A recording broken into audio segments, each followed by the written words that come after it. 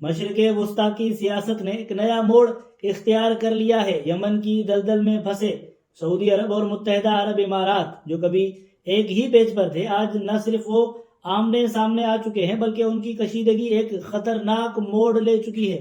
کیا یہ خلیج میں ایک نئی جنگ کا آغاز ہے؟ یاد کیجئے 2014 اور 15 کا وہ وقت جب یمن میں حوثی باغیوں نے یمن کے دارالحکومت صنعاء پر مکمل قبضہ کر لیا تھا، اور سعودی عرب نے اپنے اتحادیوں کے ساتھ مل کر، جس میں متحدہ عرب امارات ایک اہم رکن تھا، آپریشن فیصلہ کن طوفان کا آغاز کیا۔ مقصد تھا حوثی باغیوں کو روکنا اور یمن میں قانونی حکومت کو بحال کرنا۔ اس وقت یہ دونوں ملک ایک دوسرے کے دست و بازو تھے، اور اماراتی فوج نے جنوبی یمن میں اہم کردار ادا کیا اور القاعدہ کے خلاف بھی کارروائیاں کی۔ لیکن وقت کے ساتھ ساتھ اتحاد میں دراڑیں پڑنا شروع ہو گئی۔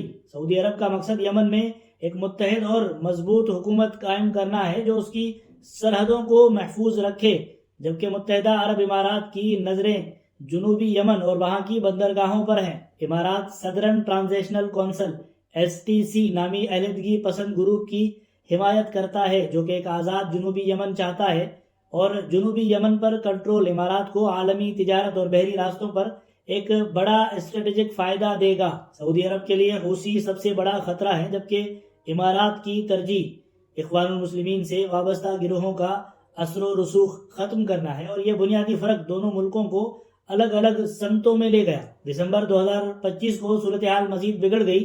سعودی عرب نے یمن کی اہم بندرگاہ مکلا پر فضائی حملہ کیا۔ سعودی عرب کا دعویٰ تھا کہ یہ امارات کی حمایت یافتہ فورسز کو اسلحہ فراہم کرنے کی کوشش تھی۔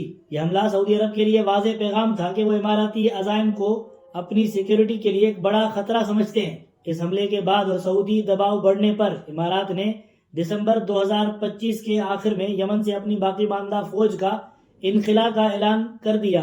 اگرچہ اسے رضاکارانہ کہا گیا، لیکن تجزیہ کار اسے سعودی دباؤ کا نتیجہ قرار دے رہے ہیں۔ یہ کشیدگی صرف یمن تک محدود نہیں رہے گی۔ دونوں ممالک پہلے ہی اوپیک میں تیل کے کوٹے پر اختلاف رکھتے ہیں۔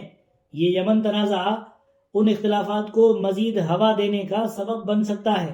GCC جو خلیجی ممالک کی اتحاد کی علامت ہے، اس کشیدگی سے کمزور پڑ سکتا ہے، اور یہ بات پہلے ہی واضح ہو چکی ہے کہ قطر کے بحران کے بعد GCC میں اتحاد پہلے جیسا نہیں رہا۔ اب سوال یہ ہے کہ آگے کیا ہوگا۔ یمن میں دونوں کے حامی گروہ یعنی سعودی نواز حکومتی افواج اور اماراتی نواز STC ایک دوسرے کے خلاف مزید شدت سے لڑ سکتے ہیں۔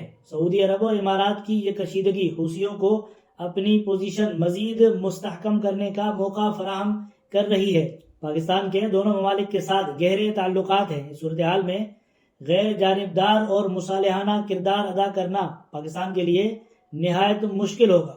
پاکستان کو ایک بار پھر اپنے مفادات کو ترجیح دیتے ہوئے ایک محتاط حکمت عملی ترتیب دینی پڑے گی۔ یہ صورتحال خلیجی خطے کے لیے انتہائی تشویشناک ہے۔ ایک طرف حوثیوں کا خطرہ ہے تو دوسری طرف دو اتحادیوں کا آمنے سامنے آ جانا خطے کے استحکام کے لیے ایک نیا چیلنج ہے۔